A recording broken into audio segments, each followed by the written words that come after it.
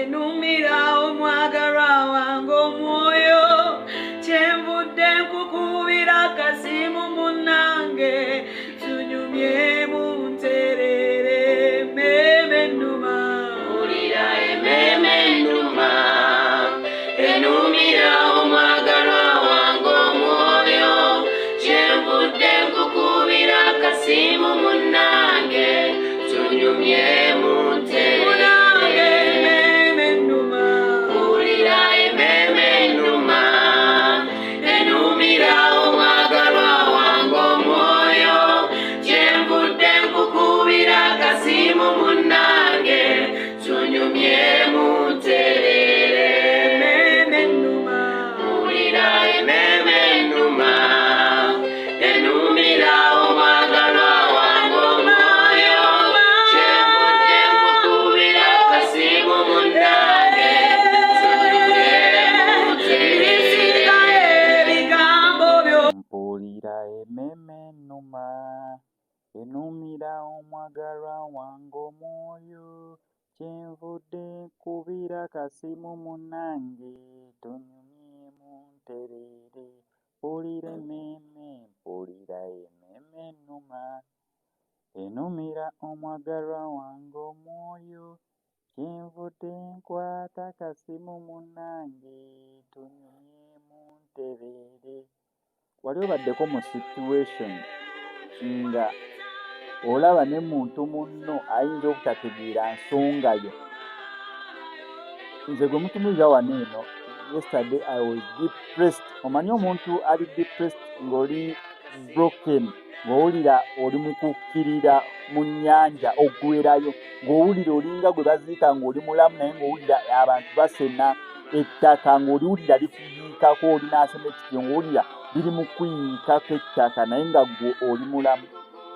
People bayita mu bintu bingi eby'enjawulo, neera nga nali tandisawo ne YouTube channel bayita Tosirika, nga main purpose yange yagezaako okuwuliriza abantu abayita mu situation ddala ng'oli awo ng'owulira tewaliwo n'omu ayinza kubeera ng'ategeera embeera gy'oyitamu, nga gwe wekka awulira nti oyinza ogitegeera kyokka ate nga naawe owulira ku mutima kikuzitoyeeko.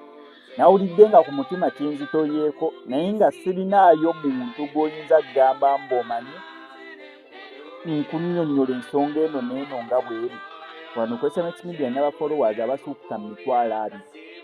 Ku TikTok nina followers abasukka mu 1,400. Naye mu mazima ga Katonda ng'abantu abo bonna nga naawe w'obalina osobola otuuka mu time nga tewaliwo n'omu gw'owulira nti nga gw'osobola buulira kintu kyo. Tegeeza olina maama wo gw'osobola ogamba buli kimu naye nga situation gy'olimu tolina ng'egyo ogenda tutuuza maama wo omugambe maama embeera eri bw'eki ne bw'eki. Ye situation gye nabaddemu. Ne mpulira nga nandyetaaze okwogerako eri abantu. Ne mpulira nga simanyi oba situation gye ngezaako okunnyonnyola wali ogiyiseemu. Naddala baganda baffe bakadaama ng'oli ku kyeyo n'oyita mu mbeera ng'olabira ddala ne wonnonnyonnyola abali eno e Uganda tebagenda kuyamba. Ekyokuyamba nno kiyinza okubeera nga situation teri ku ssente naye nga oli tagenda kutegeera how you are feeling.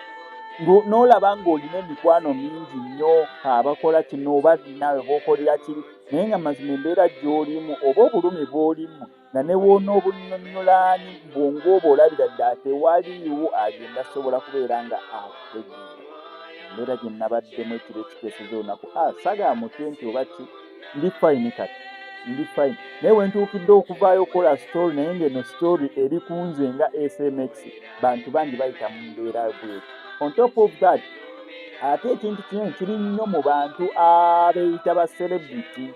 Oli yenna nga yeeyita celebu oba olinayo ba followers ku TikTok oli TikToker oba alinayo ate abo kiba affectinga nnyo ensonga ya depression.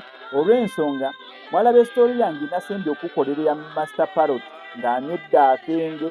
Master Parrot si nti muyimbi mubi naye depression gyayitamu oluvannyuma lw'okufuuka famous ate ebintu ne bigenda bigootaana awo wakati kyokka n'okumaintaininga erinnya lye erya Master Parrot genda okwekanga nga atandise okunywa obwenge ng'omusajja abantu oyinza okugamba avuddeko. Ekimu kyatuukawo erijjo sitedo tandika okunywa akayaga. Mwamulabye engeri gye yabaddemu mu rehab. so ensonga eyo omuntu ayinza okulaba ng'enjaga ye solution gy'ayinza okubeera ng'afuna. Tubalabyeko bangi nnyo ne bagenda mu depression. Jackie Kyandiru, twalabako actually Gift of Kadu ye ali nomo alyoka ali bulungi nnyo. However much mbu engeri gy'athinkingamu n'engeri gy'alowoozaamu philosophy ye engeri gyali mu kuderivalingamu ebintu ate abantu gye batamutegeereramu naye ye ng'omuntu alyoke abantu abamu ne batandika okulowoozaamu nira oba naye ali mu depression naye ye okusinziira gy'alabamu ebintu lately y'enjawulo naye ye ng'omuntu alyoke.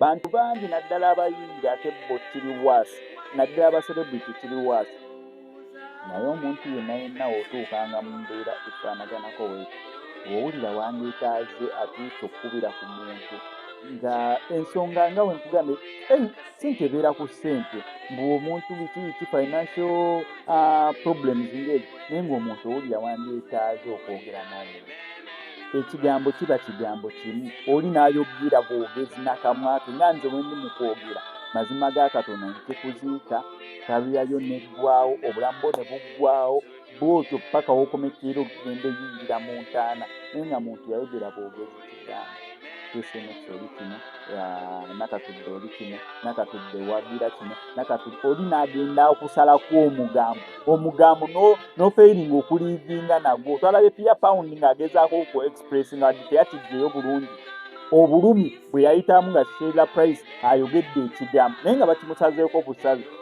oli agenda n'akusalako ekigambo n'atokomukomu amazima ga Katonda nkikuziika embeera gy'otasobola nakubeera ng'oteebereza. Ngezezzaako okubikkiriza mpolampola nsobole okulaba nga nkubako diversion eno naye omuntu yenna nga wali obaddeko mu mbeera eyo oba ng'oli mu mbeera efaanaganako bwetyo nga wandyetaaze atiisa okwogera n'omuntu on a private call nga si bya public mbu byakupostinga era nagiyiseemu katiisa okubanga ku ssimu yange ebyawo n'oŋŋamba SMS ate simpayo eddakiika 3 njegereko nawe newoolinyonnyola ebintu nga sibitegeera ndikuwuliriza kubanga nabadde neetaaga jasi muntu asobola kumpuliriza ku mbeera gye nabaddemu nga setaaga buyambi setaaga sente nga jasi omuntu munnyonnyole mugambe naye omanyi ensonga waliwo eriwo ekinebweru naye mpulira bwenti nebwenti okusinziira ku kino na kino nga kyekyokka kyenjagala nti waliwo omuntu gwenjogeddeko naye ninoyo omuntu yennyini nambula nkiddemu amagezi gazi n'omuntu oyo yennyini nambula so omuntu yenayina ng'oli mu problem ng'eyo ng'oli mu status ng'eyo nga wandietaaze okwogera n'omuntu saving enamba eyo onkubiranga n'oŋŋamba SMS nina ensonga yange eri ku kino nabwe just nandietaaze gwe kumpuliriza jakuwuliriza kubanga nakiyiseemuko omanyi omuntu omala yita mu situation tegeera omuntu embeera gy'abayitamu. Kano Kwesa Next Media kankusaba subscribe ng'onyige mu notification bell jakola mu musinga kugesagana